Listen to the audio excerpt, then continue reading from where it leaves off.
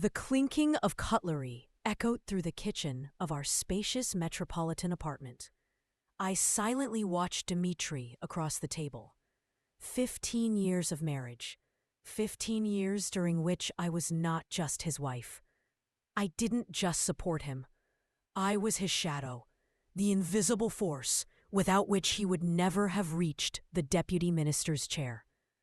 I sat in the front row at his speeches, whispered whom to shake hands with and whom to avoid. Dmitri had learned to take my care for granted, and now he sat, buried in his phone, mechanically chewing over his workday. He barely looked up, as if the screen were more interesting than the woman who had supported him all these years. I watched as he mechanically read a message and immediately flipped his phone screen down. The plastic thudded dully against the tabletop. I saw the muscles in his neck twitch, how he hastily picked up a glass of water. A work call distracted him, and he, forgetting everything, went out into the hallway. I hadn't planned to spy on my husband, but the phone turned screen down seemed to scream of a secret. When I picked it up and saw the message, something inside me snapped. Can't wait for our night. You are my strong and powerful man. The sender was Victoria, his new assistant, a young and ambitious woman he had recently hired. Dmitri returned to the table and froze when he saw me holding his phone with the message open. "What is this?" I asked quietly, feeling my world crumbling. Dmitri tried to talk his way out of it, but under my gaze, full of pain and disappointment, he gave in. "Anya, how long has this been going on?" I interrupted. 6 months, he answered, lowering his eyes. 6 months of lies, during which I had continued to believe in our relationship, plan our future, support him at important events, be the perfect official's wife, while he secretly met with another woman. "Why?" was all I could say. "She's young, passionate, ambitious. She understands my world," Dmitri muttered. "And who created that world, Dima? Who gave up her own career so you could focus on yours? Who stayed up nights editing your speeches and presentations when you were just starting out?" I rose from the table, unable to stay near the man who had betrayed everything we had. I went to my friend Marina's place, unable to stay in the apartment that was a constant reminder of our life together. I cried all night, and in the morning, gathering my strength, I called a lawyer I knew, Grigory, who had already helped women from elite circles get out of marriages with minimal losses. "A regular divorce, in your case, is like tossing a pebble into a swamp," said Grigory, looking at me intently. "He'll instantly find a way to hide assets and paint you as a hysterical wife. We need to get ahead of him." My hands clenched into fists. My nails dug into my skin. He's hiding things, transferring money. Just yesterday, I was his wife. Today, I'm an enemy to be destroyed. But how can I do this when he has everything under control? "First, we need to hire a private detective," said Grigory. "I know a reliable one, specializes in these exact cases." 3 days later, the detective provided the first results. Dmitri had been registering elite real estate in Victoria's name, giving her expensive gifts, and had even transferred a large sum under a fake contract for supposed consulting services. "This is just the tip of the iceberg." "This is just the tip of the iceberg," said the detective, showing me photos of Dmitri and Victoria entering an expensive residential complex where he had bought her an apartment. "He's using his official position and access to state funds to finance this affair." The detective placed a folder of documents in front of me. "Here are bank statements, copies of real estate purchase agreements made out to Victoria, and photos confirming their relationship. With this material, you can demand a fair division of assets in the divorce and compensation for moral damages." I leafed through the folder. feeling pain give way to determination. If Dmitri thought I would leave quietly, he was very wrong. When Dmitri realized I wasn't going to just walk away, clearing the path for his new life with his young mistress, he brought out the heavy artillery. A representative, Andre, a former colleague of my husband's, came to my friend's apartment. "Let's talk like adults," he began, sitting down opposite me. "Dmitri Nikolaevich holds a high position. A divorce will generate negativity across all channels. We need to part on good terms." "On good terms?" I repeated. "What about him using state funds to support his mistress? Is that also on good terms?" Andrei's face darkened. "You know, people sometimes disappear in this city. Things happen. I wouldn't want you to have any troubles. You know what kind of troubles can happen in our city." Andrei leaned back in his chair, shrugging.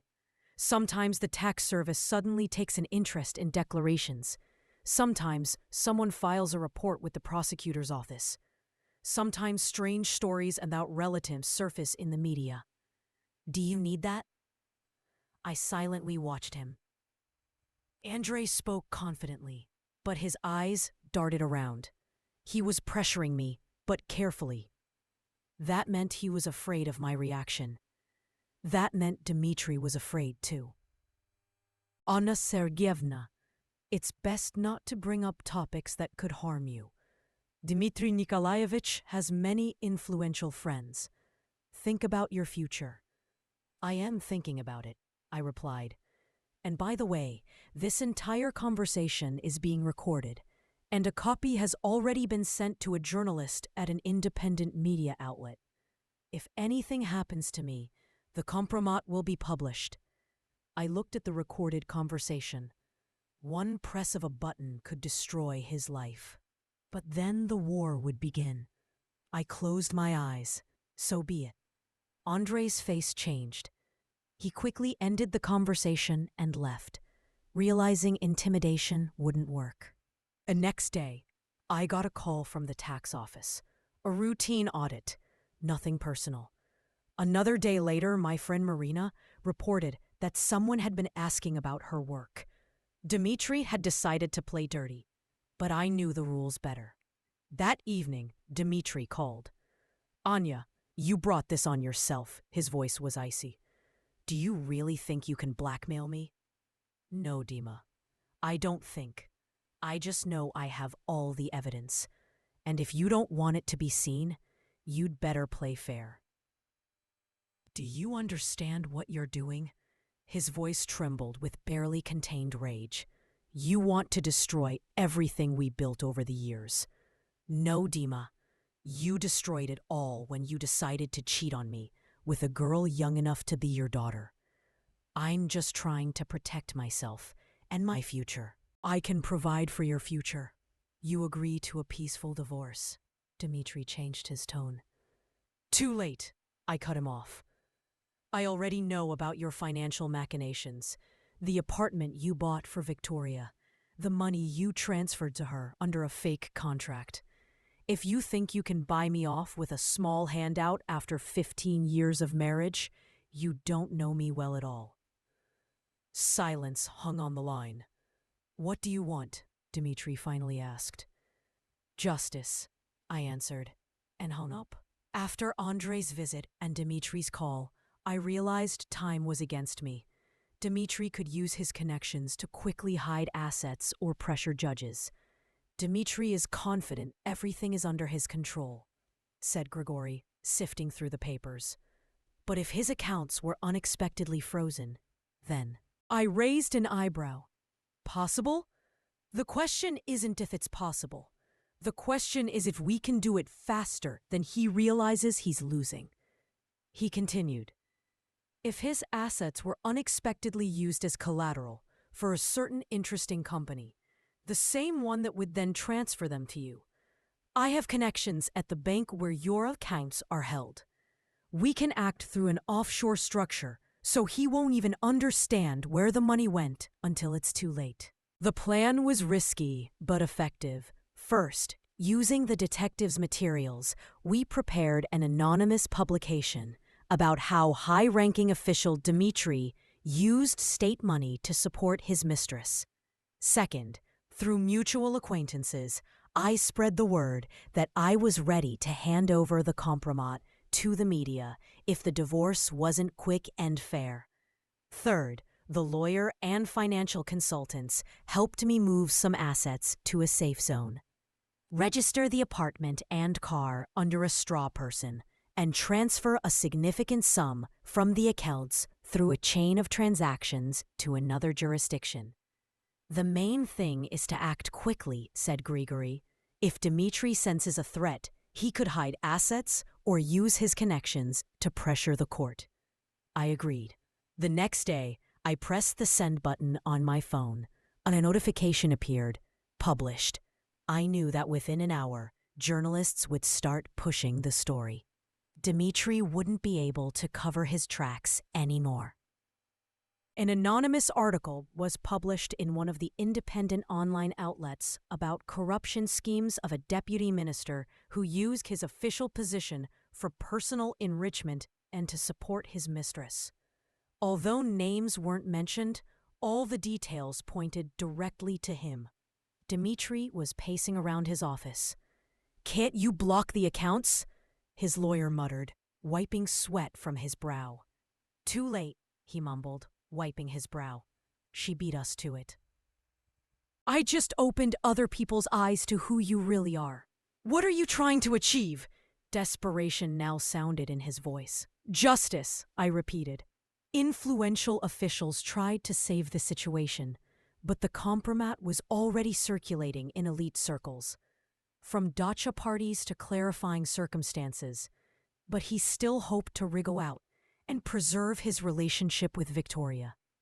His hopes were not destined to come true. I delivered the crushing blow at a closed reception in business circles, to which Dmitri, despite the scandal, was invited. I also received an invitation, having accompanied him to such events for many years. I came alone, elegant and composed, eliciting sympathetic glances and whispers behind my back.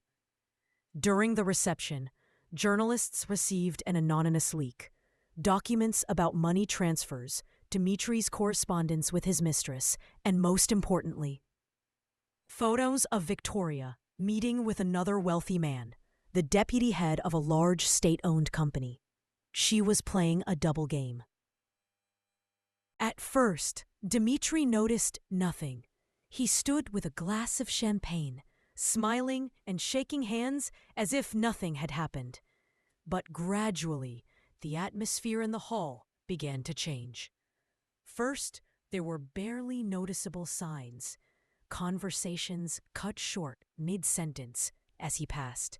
Sidelong glances from waiters, whispering among themselves, and sneaking looks in his direction. Dmitri sensed something was wrong when he saw his longtime business partner quickly put away his phone upon his approach and give a strained smile.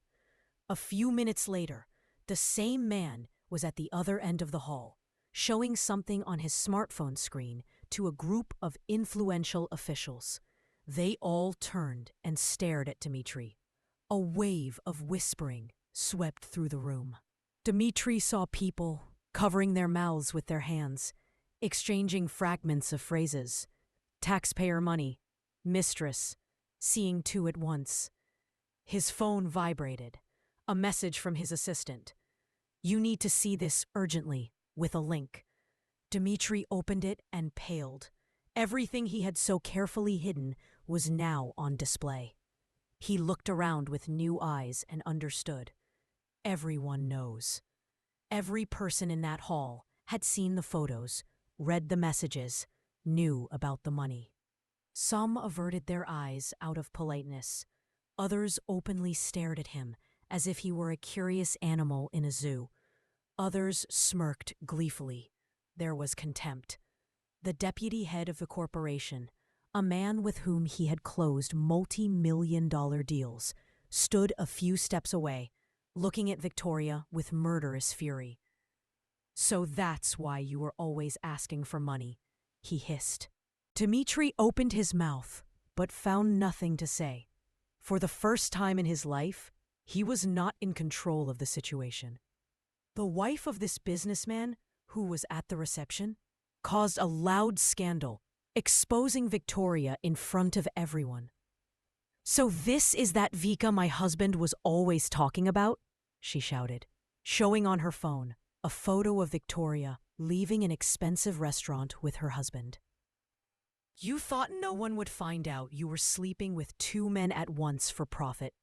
Dmitri stood pale, watching as his mistress, who until recently had been whispering about eternal love and devotion, tried to justify herself, but only got more entangled in lies.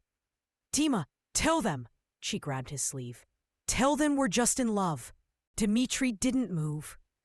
"Dima!" Panic appeared in her voice. Our eyes met across the room. He looked at me with a gaze full of rage, fear, and pleading. But I was no longer the woman who was once afraid of losing him. I walked past him. He sharply drew in air, as if he wanted to say something, but couldn't. And then I understood. He was afraid of me. There was no triumph in my eyes, only the calm confidence of a person who had restored justice. Victoria, unable to bear the shame, ran out of the hall in tears. Dmitri, trying to preserve the remnants of his dignity, headed for the exit. The minister, who was saying something angrily to him, pointing at the door. I approached one of the journalists. "Want an exclusive?" I asked with a slight smile. "A story about how love and devotion can be traded for a young body, and then you can lose everything." The journalist turned on his recorder. "I'm talking to the press," I said, tilting my head. Dmitri stepped towards me, but I just looked through him as if he were empty air. You didn't want this," he muttered. I tilted my head, as if thinking, then smiled. After the public scandal, Dmitri was forced to sign the divorce under my strict conditions. He not only lost a significant part of the jointly acquired property, but also his position. The ministry could not keep an official who had tarnished the department's reputation. Victoria disappeared from his life. Switching to a new patron, former colleagues and friends tried not to notice Dmitri, fearing that association with him could harm their careers. From a successful official with prospects, he turned into an outcast who had to start life over. His former colleagues found him a placement to keep him out of the way in the capital. Dmitri sat in his office. Just yesterday, a spacious office with a view of the city center. Today, a small room in a provincial department. He picked up the phone, dialed an old acquaintance. "Listen, I need help. I need to rebuild connections," he began. "Sorry, Dima." The voice sounded tense. "We can't communicate anymore." Dial tone. Through mutual acquaintances, I learned that one evening, sitting in a smoky bar in a provincial town, he saw a story about me on the TV screen. I was giving an interview about a new project, an online platform for women who were victims of domestic violence or spousal betrayal. "I know what it's like to lose your footing when the person you trust betrays you," I said from the screen. "But I also know that you can emerge from the darkest periods of life, stronger than before." He picked up his phone. No calls, no messages, not from Victoria, not from friends, only emptiness. Sitting in the bar, he watched as his ex-wife smiled on TV, successful, strong. He was now a nobody. Blood pounded in his temples. This should have been his life, but he had given it away himself. Dmitri downed his whiskey in one gulp and, throwing a bill on the table, walked out of the bar.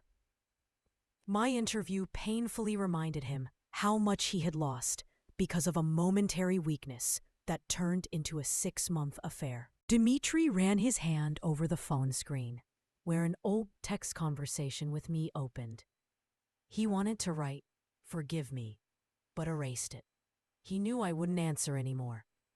I didn't just leave, taking my share. I started a new life, using my experience and the divorce settlement.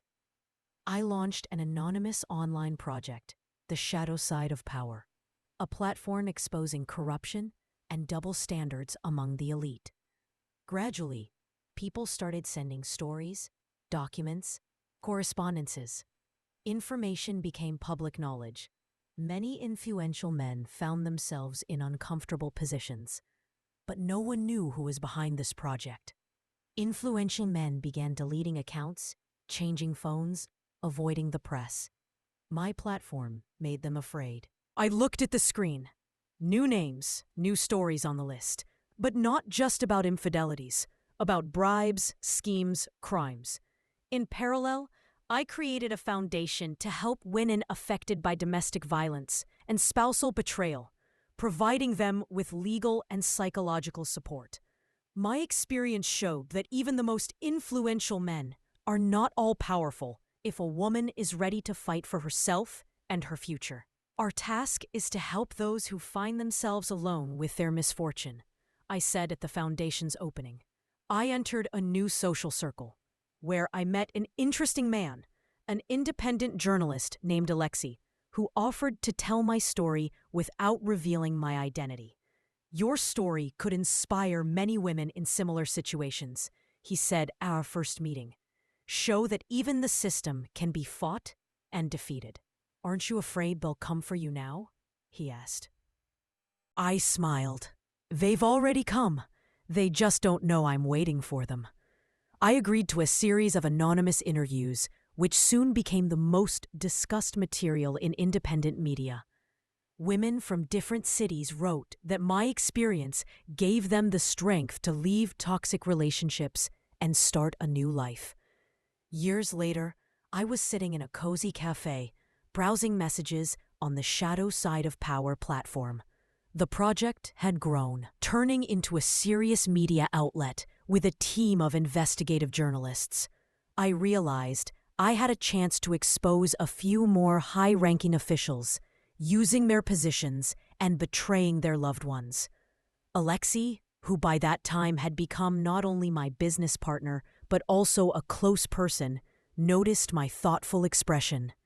Something interesting? He asked. I smiled warmly, but with a barely perceptible predatory note. It doesn't matter anymore. I was no longer the abandoned wife of an official. Now I was a force, a woman who was not afraid to challenge the system and win. In the evening, sitting in my new office, I looked over offers from publishers wanting to publish a book about my story. My experience was becoming an example for thousands of women in similar situations. Sometimes you have to lose everything to find yourself, I wrote in the preface to the future book. My husband betrayed me, but in doing so, he gave me a chance to start life over on my own terms. Now I know there is nothing impossible for a woman who has decided to fight for her freedom and dignity.